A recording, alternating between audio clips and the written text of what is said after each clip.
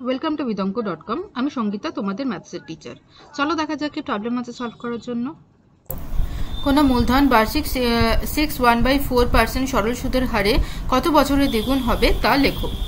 ওকে, তাহলে প্রথমে আমরা ধরে নিই মূলধন হচ্ছে x টাকা। ধরি মূলধন বা প্রিন্সিপাল হচ্ছে x টাকা। ওকে, বলছে বার্ষিক সরল সুদের হার হচ্ছে 6.1/4%। তো সরল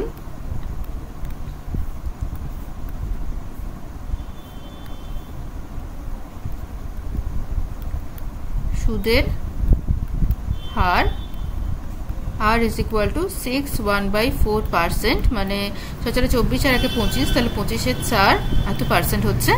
ওকে, সুদের হারে কত বছরে দ্বিগুণ হবে? কোনো মূলধন দ্বিগুণ হবে, তার মানে সুদাসল হচ্ছে 2x টাকা।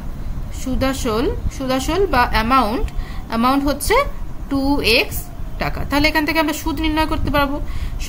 Simple interest is equal to হবে 2x minus x, that is equal to x টাকা। ওকে, তো আমরা সিম্পল ইন্টারেস্টের ফর্মুলা কি জানি? SI is equal to PRT/100। ওকে, আচ্ছা, আমাদের কত বছরে নির্ণয় করতে হবে? তাহলে আমাদের টিটা এখানে নির্ণয় করতে হবে, তাই তো? তাহলে SI হচ্ছে x, PO হচ্ছে x, আর হচ্ছে 25/4 ইন্টু টি ডিভাইডেড বাই 100। ওকে, 25কে এখানে কাটলে হবে 4, 25 4 100 হয়।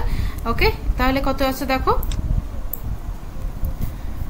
x is equal to x by 16, 4 4 16 হচ্ছে, ইন্টু টি, অতএব t is equal to আসছে 16x by x, x cancel হয়ে গেল, তাহলে 16, তাহলে 16 ইয়ার্স। তাহলে 16 বছরে ওই টাকা দ্বিগুণ হবে। ওকে, সুদাসলে দ্বিগুণ হবে 16 বছর পরে। Okay, so 16 years is the answer. Thank you for watching vidonko.com। অঙ্কের আরো প্রবলেম এবং সলিউশনের জন্য আমাদের ওয়েবসাইট অবশ্যই ব্রাউজ করুন।